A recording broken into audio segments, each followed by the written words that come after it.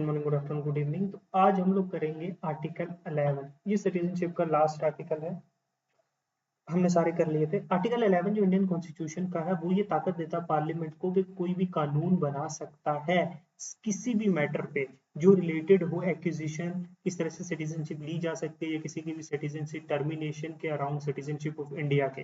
तो पार्लियामेंट के पास पावर, ये आर्टिकल ये कहता है कि पार्लियामेंट के पास पावर है कि किसी भी आर्टिकल किसी की किस तरीके से सिटीजनशिप को कोई ले सकता है इंडिया की, और किस तरीके से कौन कौन सी हरकतें करोगे तो आपकी सिटीजनशिप जो है टर्मिनेट हो जाएगी। तो उसके रिलेटेड जितनी भी चीजें हैं वो पार्लियामेंट के पास पावर। अगर हम एग्जैक्ट वर्ड देखें तो nothing in foregoing provisions of this part shall be derogate from the power of parliament to make any provision with respect to acquisition and termination of citizenship, all other matters related to citizenship। तो ये वो same बातें ही बोल रहा है, ठीक है।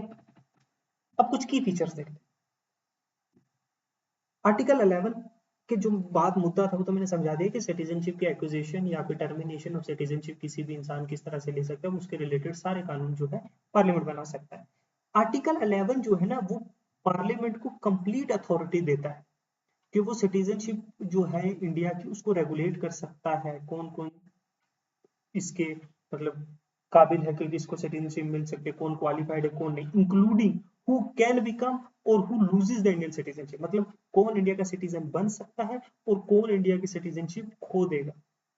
Parliament के पास कैन ओवरराइड कोई भी प्रीवियस जो कॉन्स्टिट्यूशनल प्रोविजन है सिटीजनशिप जो हमने आर्टिकल 8, 9, 10 में पढ़े हैं उनमें ओवरराइडिंग पावर है। मतलब वो नए कॉन्स्टिट्यूशनल अमेंडमेंट लाके पुरानी सिटीजनशिप की जो आर्टिकल्स है उनको हटा भी सकते हैं, चेंज भी कर सकते हो। तो फाइनल अथॉरिटी जो है सिटीजनशिप के मैटर पर वो पार्लियामेंट के पास है। ये बात ध्यान रखना है जहन में डाल के। लॉ जैसे सिटीजनशिप एक्ट 1955 है वो इनेक्ट किया गया था इसी आर्टिकल के अंदर, डिफाइन मॉडिफाई करने के लिए, एडमिनिस्टर करने के लिए इंडियन सिटीजनशिप। ये आर्टिकल के बारे में बड़ा वाइड डिबेट हुई स्कोप, लेकिन फ्लेक्सिबिलिटी और अडेप्टेबिलिटी को देखते हुए फ्यूचर सर्कमस्टांसेस की, तो जो फ्रेमर ऑफ कॉन्स्टिट्यूशन थे, फ्रेमर ऑफ कॉन्स्टिट्यूशन उन्होंने जो है सारी पावर्स जो है सिटीजनशिप रिलेटेड जो है, ठीक है, सिटीजनशिप रिलेटेड वो किसको दी, पार्लियामेंट को। पार्लियामेंट का जो है फाइनल से होगा किसको सिटीजनशिप मिलेगी, किसको सिटीजनशिप नहीं मिलेगी, कैसे सिटीजनशिप तुम एक्वायर कर सकते हो, कौन कौन सी चीजें करने पे जो है सिटीजनशिप टर्मिनेट हो सकती है इंडिया की। तो ये सारी पावर्स जो हैं वो पार्लियामेंट के पास है। देखिए हो गए सारे आर्टिकल्स रिलेटेड टू सिटीजनशिप। उससे पहले भी जो हमने पढ़े, हमने टोटल 11 आर्टिकल्स जो है वो कंप्लीट कर लिए, ठीक है। इस तरीके से हम one by each video, in each video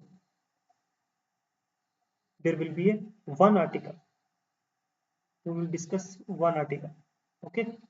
हम 11 तक आ गए हैं। I will try to every day I will try to post 2 to 3 articles, at least 2 will be there or maybe 1 also, but maximum 3 4 जितना हो सके वैसे, जितना I will get the time, and we will do all the articles of Indian Constitution, and then we'll move to schedules, all the schedules of जो है Indian constitution.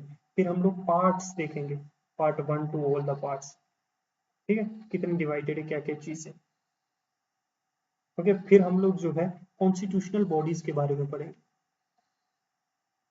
Constitutional bodies के बारे में। फिर हम लोग जो है स्टैट्यूटरी बॉडीज जो एक्ट ऑफ द पार्लियामेंट के थ्रू बनती है, ठीक है, नॉन कॉन्स्टिट्यूशनल बॉडीज, ठीक है। तो ये सारी चीजें हम लोग जो है करेंगे ताकि पॉलिटी आपको यहीं से क्लियर हो जाएगी। तो थैंक यू, गुड बाय।